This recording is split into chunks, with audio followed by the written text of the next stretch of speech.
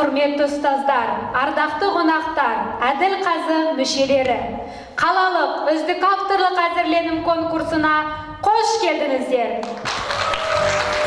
Добрый день, уважаемые дамы и господа. Мы рады приветствовать вас на городском конкурсе «Лучшая авторская разработка».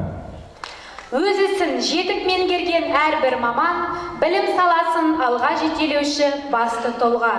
Білім саласындағы мамандардың кәсіби шеберлігін шыңдау және педагогикалық шеберлігін шыңдауы осындай конкурс арқылы жүзеге асады. Конкурс – это важное событие в жизни педагогов. Это новый импульс, бесконечный поиск. Это сияние ярких звезд. Ведь в любом конкурсе каждый его участник хочет блеснуть своим особенным сиянием. Үздік авторлық әзірленім атты қалалық конкурсқа мектепке дейінгі орта, қосымша және кәсіптік білім беру ұйымдарынан 86 өтінім келіп түсті. Педагогтардың авторлық жұмыстарын қарастыру нәтижесі бойынша екінші кезеңге 11 педагог өтті. Жүректен өлең төгіп қосқан жырға, тұлпардай топтан озған жүйрік тұлға. Қошеметпен қалайық қол соғыңдар, сайысқа қатысушы тұлғаларға. Приглашаем на сцену участников конкурса.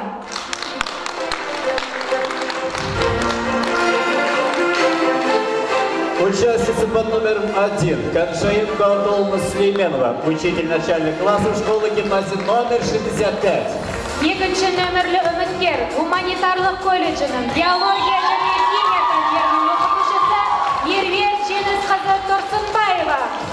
Участница под номером 3 Асипуль Амангельдиновна Махамбетова, учитель физики школы-лицея номер 79. Төртінші нөмірлі үміткер номер 38-ші Шаттық балабақшасынан бейнелеу өнері пәнінің мұғалімі Айгүл Абдикасымовна Қосалиева. Участница под номером 5 Шолпан Ермекбаевна Мухамеджанова, учитель начальных классов школы гимназии номер 65. Участница под номером 6 Евгения Юрьевна Грошева, преподаватель политехнического колледжа. Участница под номером 7 Алима Урал-Набилова, учитель казахской языка и литературы школы-лицея номер 66. 8-ші нөмірлі қатысушы номер 42-ші орта мектебінің дене шынықтыру пәнінің мұғалімі Жаслан Шынғосұлы Адилбаев. Участница под номером 9 Динара Муратовна Байсынова, учитель информатики школы гимназии номер 63. 10-ші нөмірлі үміткер номер 53-ші Мерей балабақшасының әдіскері Алия Сапаровна Талипова. Участница под номером 11 преподаватель гуманитарного колледжа Кусаинова Айгуль Амангельдиновна. Құрметті сайысқа қатысушылар, көрермендер мен жанкүйерлер, қалалық конкурстың қазылар алқасының құрамымен таныстыруға рұқсат етіңіздер. Амангельдиева Асыл Амангельдиевна, Нұр-Сұлтан қаласы білім басқармасы, жалпы орта білім берудің мазмұны мен әдістеме бөлімінің бас маманы. Амирхамдина Райгүл Гильмановна, білім жаңғырту орталығы баспа бөлімінің басшысы. Токбалин Динара Кабыловна, юрист городского профсоюза работников образования «Әділет». Чокушева Алия Ягалиевна, өрлеу біліктілікті арттыру орталығының Нұр-Сұлтан қаласы бойынша педагогикалық қызметкерлердің біліктілігін арттыру институты директорының орынбасары. Хатшабаев Қуантай Амантаева, директор республиканской газеты «Білім айнасы». Булатбаева Гүлжанат Нұрымжановна, Гумилев атындағы Евразия ұлттық университетінің профессоры, педагогика ғылымдарының докторы. И также Кунамбаева Майра Намгеновна, кандидат психологических наук, руководитель отдела Астана ДРН. Үздік авторлық әзірленім қалалық конкурсының ережесіне сәйкес сайысқа қатысушылар әзірленімді 4 минут уақыт ішінде қорғауы тиіс. Қазылар алқасы әрбір критерийді 5 балдық жүйемен бағалайды. Критерийлер саны 6. Конкурс оценивается по 5-бальной системе. Максимальное количество баллов 30. Регламент 4 минуты. Уважаемые участники, просим соблюдать регламент. Құрметті конкурсқа қатысушылар, сіздерге сәттілік тілей отыра, сахна сыртына шығарып салуға рұқсат.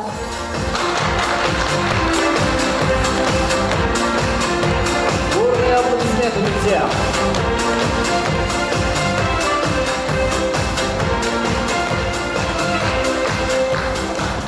Она считает, что ее награды не в похвалах, не в титулах, не в последователях, а просто в радости, которую ей доставляет любимая работа, выполняемая с душой и энергией. Ее педагогическое кредо, несмотря ни на что, оставаться самим собой. Итак, бурными аплодисментами встречаем участницу под номером 1 Каршаим Кавдолна Селименова.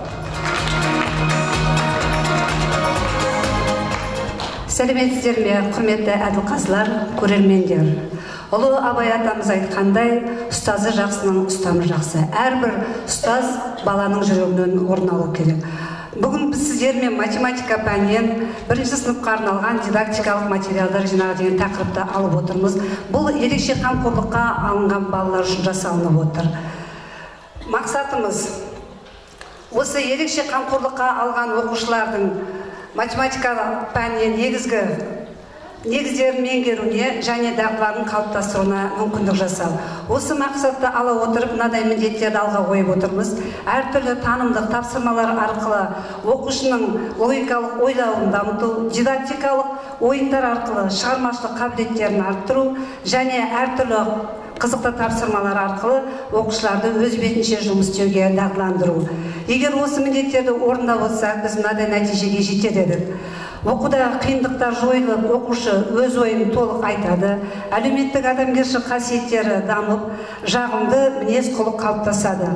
Оқушының өмірге деген құштарлығы да артады. Сахнада екінші нөмірлі қатысушы, новаторлық идеялардың авторы, ізбасарларын ең алдымен үнемі ізденімпаз болуға жетелейтін Меруерт Жеңісқызы Тұрсынбаева. Добрый день, зрители, уважаемые жюри. Хочу представить свою работу «Учебно-методическое пособие по изучению дисциплины познания мира». Данное методическое пособие предназначено для учителей начальных классов, а также для студентов, обучающихся по специальности начальное образование, квалификации учитель начального образования. Но цель формирования учащейся системы знаний об окружающем мире, представление взаимосвязи природы и человека. Задача – сформировать любовь к родному краю, дать элементарные понятия об окружающем мире на основе единства и взаимосвязи составляющих ее элементов. Прививать навыки соблюдения безопасного поведения в повседневной жизни, а также во время проведения лабораторных работ и во время экскурсии на природе. Развивать познавательные интересы, наблюдательность, интеллектуальные творческие способности, формировать умение анализировать. Актуальность данного пособия обусловлена необходимостью создания эффективной дидактико-методической базы, которая обеспечивает формирование предметных знаний и ключевых компетенций школьников в условиях модернизации образования. Новизна данного пособия заключается в том, что в нем собран основной материал, необходимый для проверки знаний. Здесь учителю нужно будет не только грамотно составить поурочный план и обращаться к... Чтобы иметь право учить, надо постоянно учиться самому, ведь совершенству нет предела, считает участница под номером 3 на сцене Асимкуль Амангельдина Махамбетова. Встречайте! Добрый день, уважаемые жюри, гости.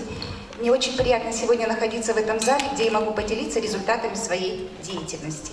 Мы все прекрасно понимаем, что в современном мире высоко ценятся конструкторы, инженеры, которые будут создавать наше технологичное будущее Казахстана. Первые навыки исследовательской деятельности уже закладываются на уроках физики. И не секрет, что физика – это наука экспериментальная. Прежде чем получить какие-то знания, лучше ученику провести эксперимент и проверить это наглядно на опыте. Программа элективного курса «Занимательная физика в экспериментах и домашних опытах» направлена на развитие познавательной деятельности учащихся и приобщению к научно-исследовательскому творчеству. Основной задачей курса является это развитие исследовательских умений, умений проводить лабораторные эксперименты. Особенностью данного курса является то, что, во-первых, перед учащимися ставится живая проблема, которую необходимо осознать, проанализировать. Во-вторых, учащиеся со своими исследованиями выступают перед своими одноклассниками и рассказывают о решении данной проблемы. В-третьих, ученик в результате исследований получает новые для себя знания. Для данного курса разработан дневник экспериментальных заданий, где отображены маршрутные листы и поставлены цели. Проводя опыт, ученик, сам того не задумываясь над этим, он начинает осознавать, как проще провести данный эксперимент, где может пригодиться в жизни данное явление и где он еще встретится с данным явлением. Өз жұмысына деген ынта-жігері, аса жауапкершілікпен қарауы табысқа жетудің басты формуласы болып табылады. Шығармашыл, әрі ізденімпаз ұстаздар әрқашан өз шәкірттерін қолдап, көмек көрсетуге даяр болуы керек деп санайды 4-ші нөмірлі қатысушы Айгүл Абдыкасымовна Қосалиева. Қарсы алыңыздар. Сәлеметсіздер ме, құрметті әріптестер және әзіл-қазылар алқасы. Бүгінгі үздік әзірленім байқауына қатысып, өзіміздің жұмыс жүйемізбен таныстыруға мүмкіншілік тұрғанына мен өте қатты қуаныштымын. Бүгінгі үздік әзірленіміздің тақырыбы бейнелеу өнеріндегі дәстүрде түс әдістерді қолдана отырып, балалардың шығармашылық қабілеттерін дамыту. Өзектілігіне келетін болсақ, дәстүрден тыс әдіс-тәсілдердің тиімді қолдану арқылы балалардың бейнелеу өнеріне баулу, эстетикалық тәрбие беріп отырып, креативтік шығармашылық қабілеттерін дамыту. Жаңашылығына келетін болсақ, бейнелеу іс-әрекетінде балалардың шығармашылығымен, ой-қиялдарын жаңаша құралдармен, яғни дәстүрлі емес құралдармен іске асыру. Негіздемесі, дәстүрде тыс әдістерді қолданудың нәтижесінде балалардың сурет салу, аппликация, мүсіндеу негіздері қаланып, еңбек дағдылары қалыптасады. Бұл үздік әзірленімге біздің әдістемелік көмекші құрал ретінде мектепке дейінгі ұйымдарға, немесе бейнелеу өнері мұғалімдеріне және шығармашылыққа баулғысы келетін барлық ата-аналарға көмекші ретінде ұсынамыз. Бұл жұмысымыздың маңыздылығы балалардың бейнелеу өнеріне қызығушылықтары артады, креативтік ойлау қабілеттері артады және табиғатты аялау, өзінің және өзгенің жұмысын бағалауды және еңбекке дағдылануы артады және ең маңыздысы жағымды көңіл-күй береді отырады. Чтобы реализовать на практике свои идеи и замыслы, необходимо постоянно повышать собственный образовательный уровень, свое педагогическое мастерство, считает Шолпан Ермекбаевна Мухамеджанова. На сцене участница под номером 5. Встречайте! Сәлеметсіздер ме? Біз бірінші сыныптың сауат ашу пәніне дидактикалық материалдар жинағын құрастырдық. Бұл ерекше қамқорлықты қажет ететін білім беруге қажеттілігі оқушыларға арналған. Материал ұзақ жоспардың негізінен әр сыныпқа, әр сабаққа дайындалған және де әр тапсырмаға мақсат қойылып, дескрипторлар құрастырылған. Біздің мектебіміз қала көлемінде ерекше қамқорлықты қажет ететін оқушыларға білім беретін мекеме. Биылғы жылы мектебімізде 110 оқушы білім алуда. Жұмыстың мақсаты жаңартылған білім талаптарына сай, ерекшелігі, мүмкіндігі қажетті оқушыларға мүмкіндіктері мен қабілеттерін ескере отырып, білім алуына жағдай жасау. Және күтілетін нәтиже әр білім алушының әрекеттерін ынталандырады, сөздік қоңырын кеңейтіп, тілін дамытады. Ерекше оқушының өзіне деген сенімі күшейеді және де сабақта эмоционалды көңіл күйі көтеріледі. Былтырғы жылы мектебімізде наурыз айында педагогиялық кеңесінде біздің жұмысымыз қаралып, мектеп ішінде жұмысымыз ұсынылды. Сонда мен өзімнің сыныбымда осы жинақты толығымен қолдандым. Воспитывать у студентов самостоятельность, любознательность, честность, личную инициативу и веру в себя, стать другом каждому студенту, раскрыть богатство юношеских душ. Таковы педагогические аксиомы участницы под номером 6 Евгении Юрьевны Грошевой. Встречаем бурными аплодисментами. Здравствуйте, уважаемые жюри, гости и конкурсанты. Представляю методические указания по проведению лабораторно-практических работ по дисциплине техническая механика для специальности строительства зданий и сооружений. Основная цель данного указания – это оказание практической помощи обучающимся в выполнении лабораторно-практических заданий. Задачи – развивать применение профессиональных компетенций к решению практических задач, развивать способности к техническому мышлению и анализу. Актуальность способствует формированию профессиональных компетенций, реализует технологии дифференцированного и личностно ориентированного подхода.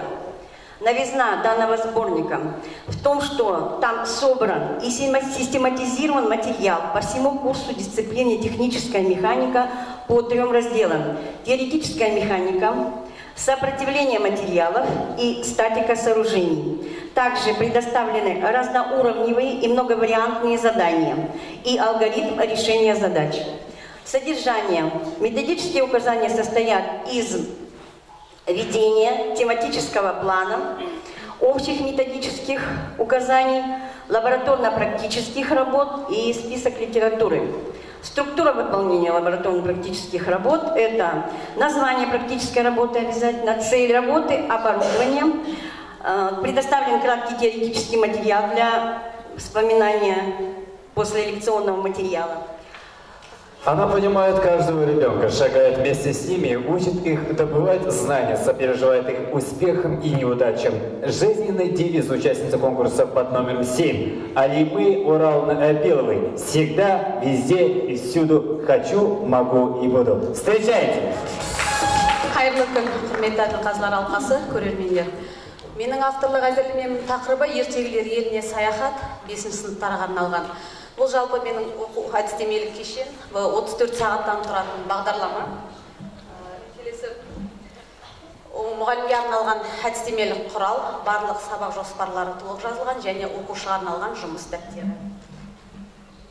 Жалпы мақсаты қазіргі қоғамның талап сұраныстарына сәйкес оқушылардың білімді терең игеруіне мүмкіндіктер туғызу, жағдай жасау, сондай-ақ жұптық, топтық, жеке тапсырмаларды орындау барысында өз бетінше ізденуге, ойларын еркін айта білуге, анализ және қорытынды жасай білуге үйрету.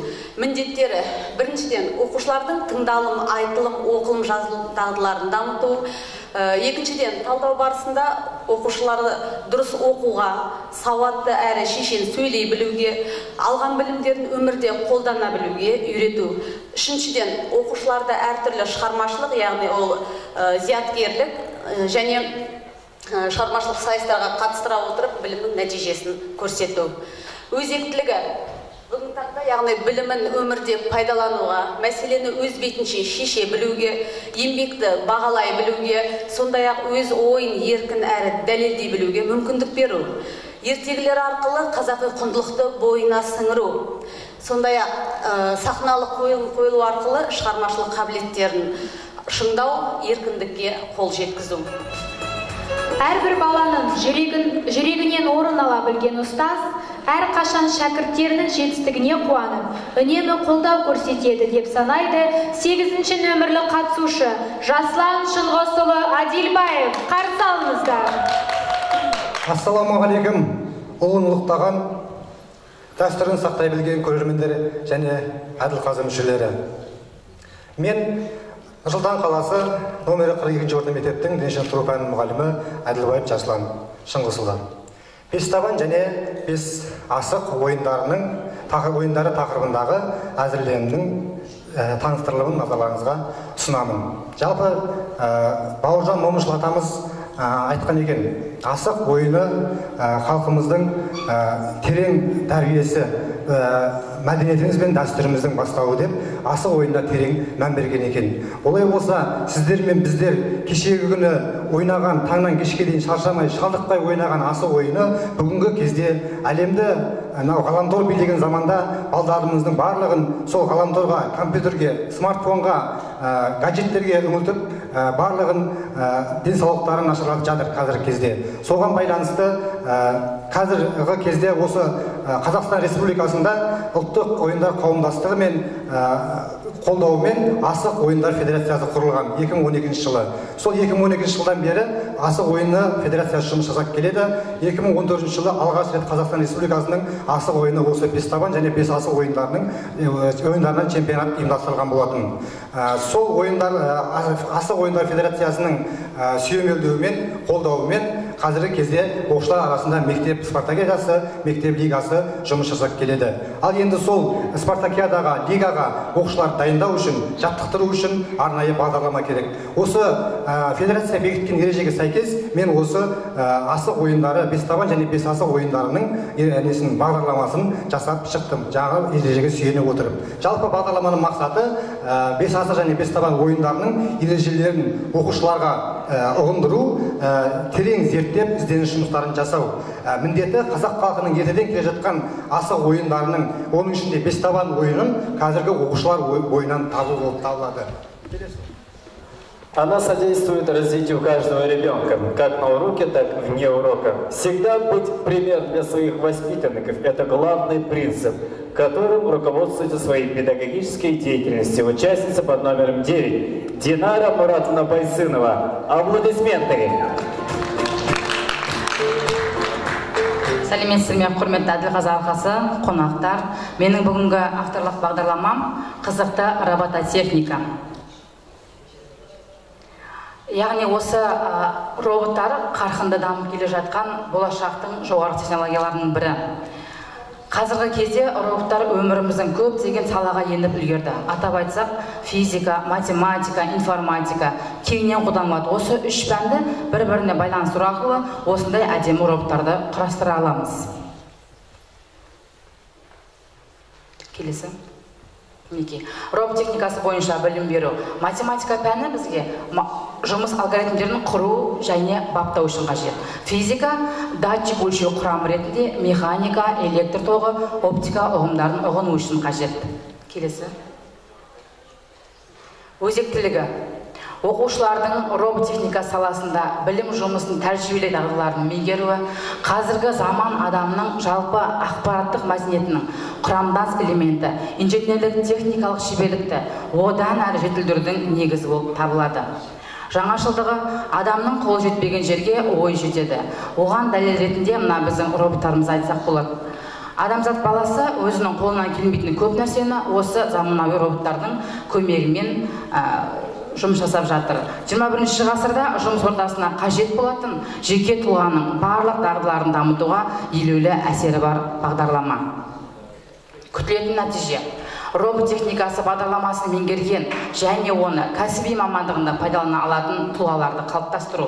Түрлі мақсатта міндеттерді жүзеге асыру үшін роботтарды жобалау, қарапайым роботтарды басқара алу, жоспарланған концепцияларды сипаттау және таныстыру, математика, физика, геометрия және информатика пәндерінде алған теориялық білімдерін робот техникасы жүйесінде қолдана алу, алған білімдерін топтық және жобалық жұмыстарда тапсырмалар негізінде қолдана алу.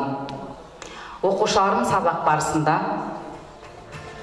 Ол өз саласы бойынша білімі жетік, әр уақытта өз әрекетін дұрыс ұйымдастыра отырып, педагогикалық шеберлігін кәсіби тұрғыдан шыңдай білген ұстаз.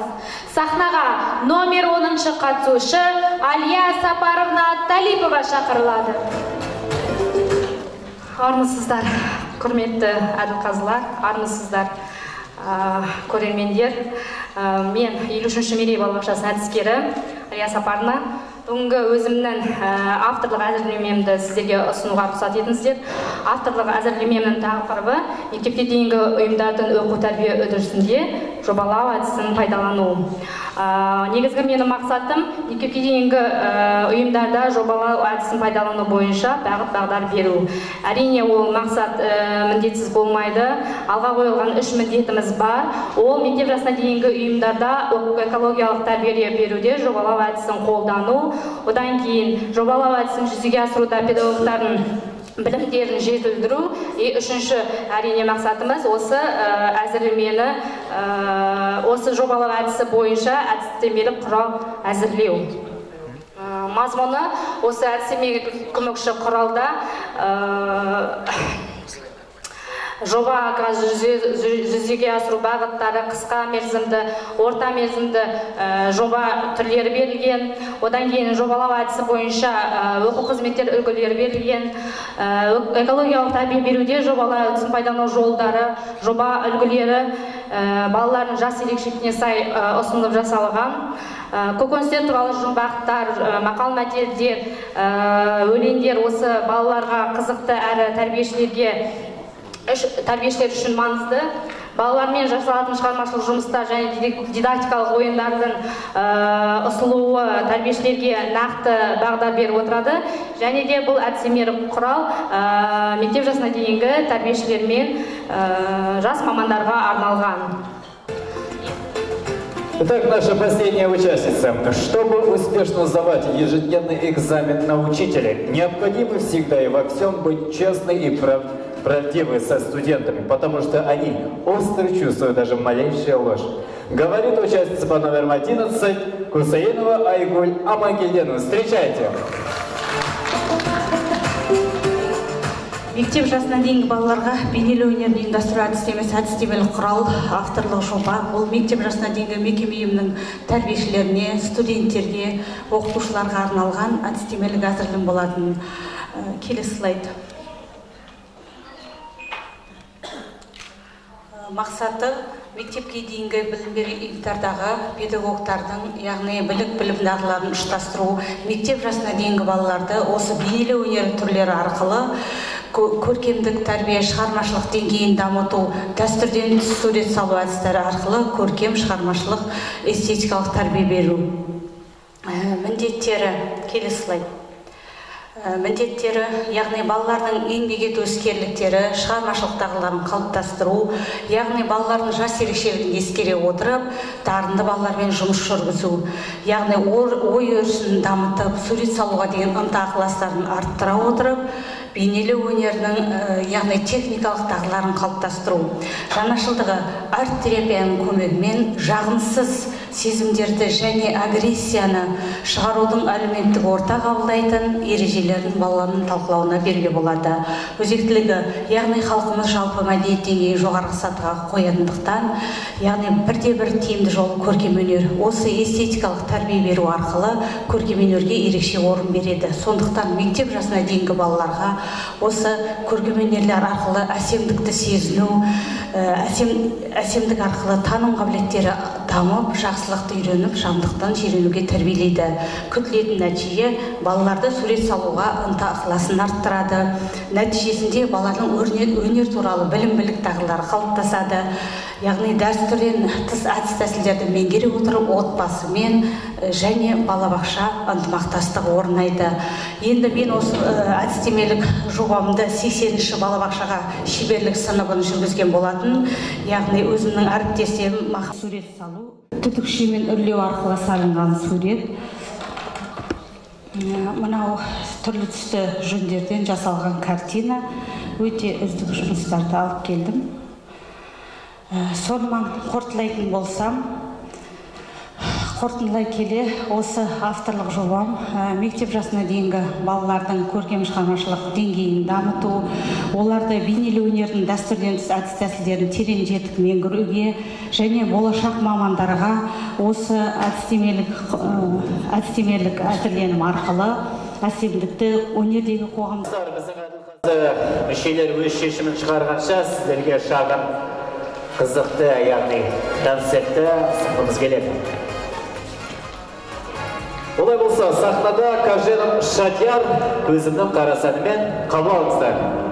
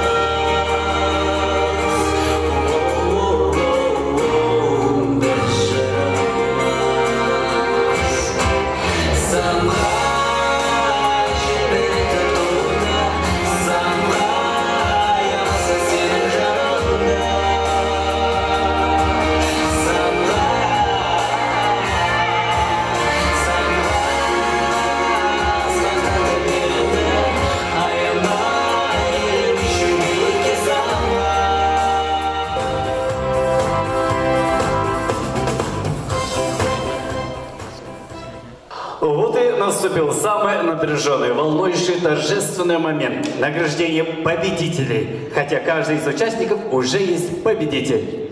Сахнаға сертификатты және ақшалай сыйақыны табыстау үшін Токпалина Динара Калеловна шақырылады.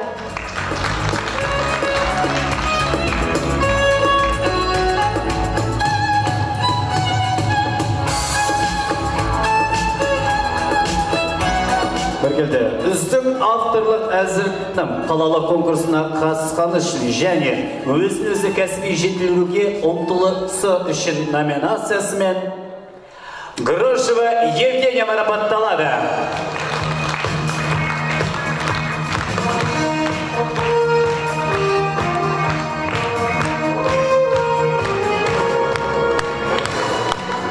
Құттықтаймыз. Дәл осындай мәтінде нәтижелік үшін номинациясымен Тұрсынбаева Меруерт марапатталады.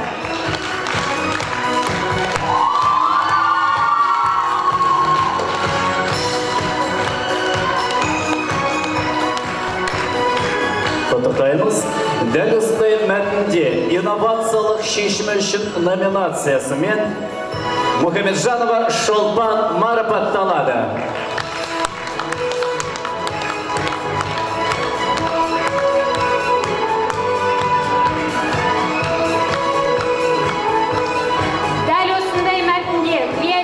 Ұстаным үшін номинациясымен Талипова Алия марапатталады.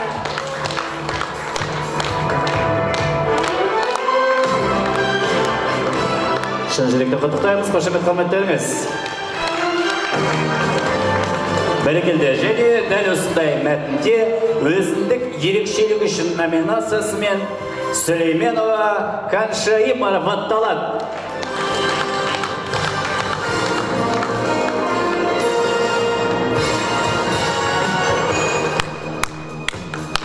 Бәрекелді, көп рахмет айтамыз. Олай болса біз кезекті әрі қарай жалғастырамыз.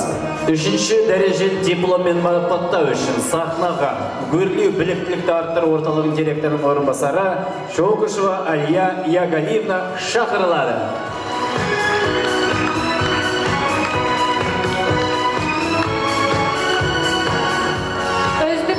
Әзірленім қалалық конкурсының жеңімпазы 3-ші дәрежелі дипломмен және 40 000 теңге сертификатымен Байсынова Динара марапатталады. Шын жүректен құттықтаймыз, қошемет құрметтеріңіз достар. Бәрекелді, дәл осындай 3-ші дәрежелі диплом және 40 000 теңге сертификатымен екі бірдей үміткеріміз алып отыр. Олар Қосалиева Айгүл және Қосалиева Айгүл, қошемет құрметтеріңіз. Құттықтаймыз.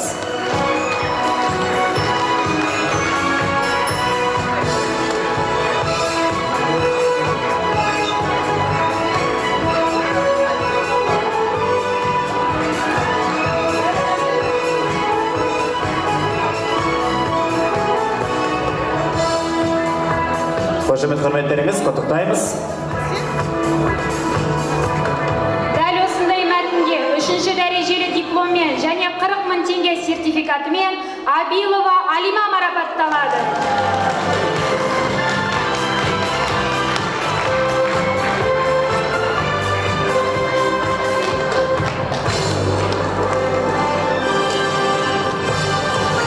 Көп рахмет, шын жүректен құттықтаймыз.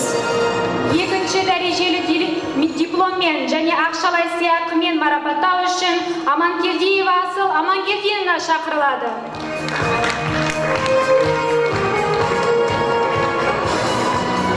Бәрекелді, ендеше үздік авторлық әзірленім қалалық конкурсының жеңімпазы, яғни 2-ші дәрежелі диплом және 60 000 теңге сертификатымен Адилбаев Жасұлан марапатталады.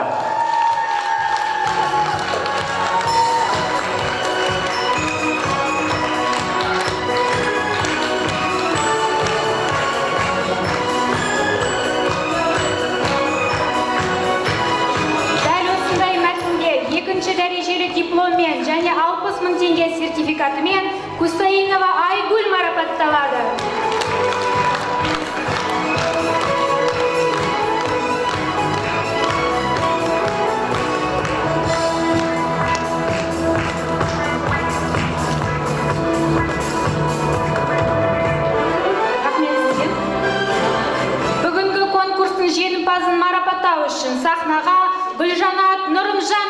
шақырылады.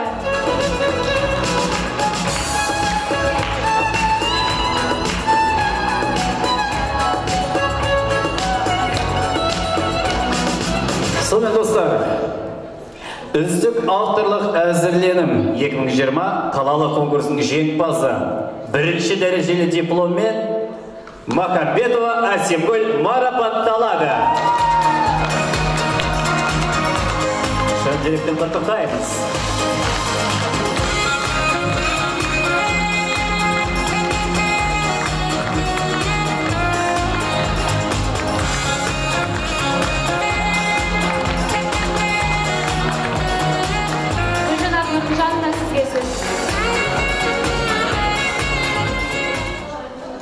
Құрметті ұстаздар, құрметті жанкүйерлер, міне бүгін өте әдемі сайыс өтті деп айтып көріп тұрсыздар, өтті жақсы. Осы отырған ұстаздардың бәрі жеңімпаздар, көптен теріліп алған жақсы еңбектер, осы 11 еңбек болды. Сол жанкүйерлерге айтарым, осы ұстаздардың еңбегінің ең жақсы бүкіл қаладан мықты 11 еңбек шықты, сондықтан бәрі жеңімпаз бүгін. Сондықтан қошеметтеріңіз. Енді бүгін күні осы мұғалімдердің еңбектері немен бағаланды? Алдымен қазіргі мемлекеттік міндет, үлкен мемлекеттік міндеттер тұр білім беру саласында. Соны жақсы есепке алып, еңбектерінде білім беру оқу процесінде жақсы қолданып, нәтиже алып отырған осы еңбектерінен көріп отырмыз. Бізге өте жақсы ұнаған жұмыс физика сабағын беретін ұстаз ұнап отыр. Немен ұнап отыр? Алдымен қазіргі кезде бәсекеге қабілетті жастарды тәрбиелеу кезінде, оқыту кезінде бізге жақсы техникалық жағынан академиктер керек. Осы академиктер қай жерден шығады? Міне осы сатылап, осы мектептен шығады. Сондықтан біз физика бойынша бірінші орынды, осы мұғалімнің еңбегін көріп, нәтижесін көріп, бірінші орын беріп отырмыз. Енді ол, және көрдіңіздер, біз бәріміз бағалағанда біз білмейміз кім неше қандай баға қойғанын, бірақ жалпы бөліп шығарғанда әділетті баға барлығы осылай шығып отыр сан алғанда. Екінші орында бізде міне жақсы бүгінгі кезде рухани жаңғыру бойынша көп еңбек етіп жатқан мына екі ұстазды айтқым келеді. Біріншіден диплом, екінші дәрежелі үздік авторлық әзірлемелер. Бұл кісілердің еңбектерінде жақсы көрдік. Міне асықты көріп отырсыздар, қандай тамаша. Барлық мектептер осындай асықпен жақсы жұмыс істесе, мен ойлаймын, бізде керек жоқ компьютерден көретін балаларымызды өзімізге қарай тартып, өзіміздің дәстүрімізбен тәрбиелей аламыз деп. Енді барлық ұстаздардың еңбектерін айта бермеймін, көрдіңіздер. Айтқым келеді, осы үлкен табыс сіздерге тілеймін. Ары қарай тоқтамай, ары қарай жұмыс істеп, еңбектене беріңіздер, жассыздар. Әлі де көп алмаған шыңдарыңыз әлі биік бар. Сондықтан осы бүгінгі бірінші саты деп айтайық, ары қарай жоғары жақтан көре берейік сіздерді.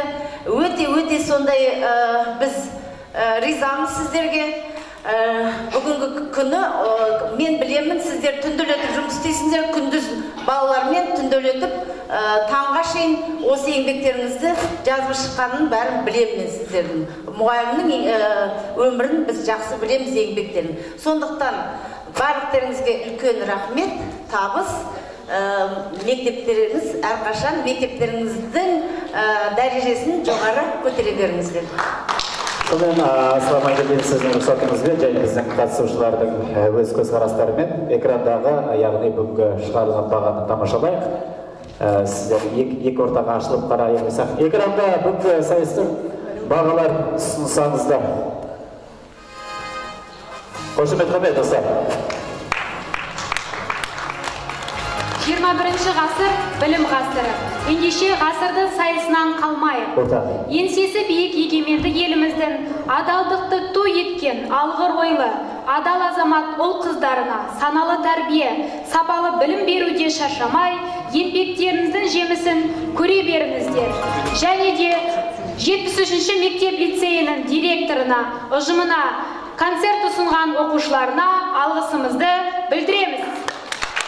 Дорогие наши педагоги, от всей души благодарим вас за участие в этом конкурсе, за то, что вы с достоинством прошли его, показали свои знания и умения, поделились опытом, порадовали нас яркими моментами. Мы желаем вам быть креативными и смелыми, делать новые открытия и исследования. Удачи во всех ваших новых начинаниях. До новых встреч! И также мы приглашаем наших членов жюри на сцену для того, чтобы фотографироваться на общей фоне.